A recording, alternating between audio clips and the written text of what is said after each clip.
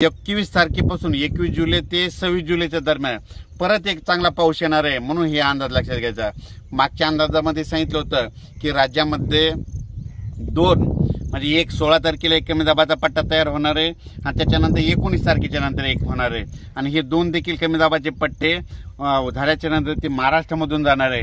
आणि योगायोगाने तुम्हाला एक सांगतो, आता सध्या पंढरपूरची यात्रा आहे। हा पंढरपूरच्या यात्रेकडे म्हणजे 15 उद्याचा पाऊस, 15, 16, 17चा पाऊस पंढरपूर, सातारा, सांगली, सोलापूर, कोल्हापूरमध्ये तिकडे देखील पडणार आहे। परभणी, नांदेड, बीड, जालना, संभाजीनगर, नगर जिल्ह्यात देखील चांगला खूप पडणार आहे।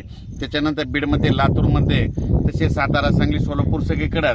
त्याच्यानंतर पूर्व विदर्भ, पश्चिम विदर्भ म्हणजे पूर्व विदर्भाचे 6 जिल्हे, पश्चिम विदर्भाचे 5 जिल्हे, म्हणजे ह्या 11 जिल्ह्यात देखील म्हणजे ह्या 4-5 दिवसाचा पाऊस चांगला पडणार आहे, म्हणून हे सर्वांनी लक्षात घ्यायचं। राज्यात एकंदरीत परिस्थिती बघायची झाली तर राज्यामध्ये 14 तारखे म्हणजे आजपासून ते 26 तारखेपर्यंत दररोज वेगवेगळ्या भागात चांगला पाऊस पडणार आहे आणि शेतकऱ्याच्या पिकाला जीवदान भेटणार आहे, म्हणून हा अंदाज लक्षात घ्यायचा।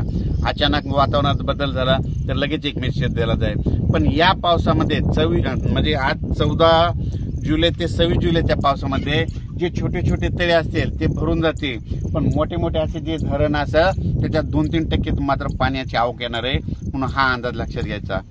परत सर्व शेतकऱ्याला सांगू इच्छितो की काय होईल, पाऊस पडल्याच्या नंतर ओढ्या नाल्याला पाणी येईल, पुलाव पाणी येईल आणि आपले शेतकरी काय करतात की ते पूल ओलांडून जातात। माझी विनंती आहे की पुलाच्या फशीव पाणी आल्यास पुढे जाऊ नका, म्हणून ही सर्वांना कळकळीची विनंती।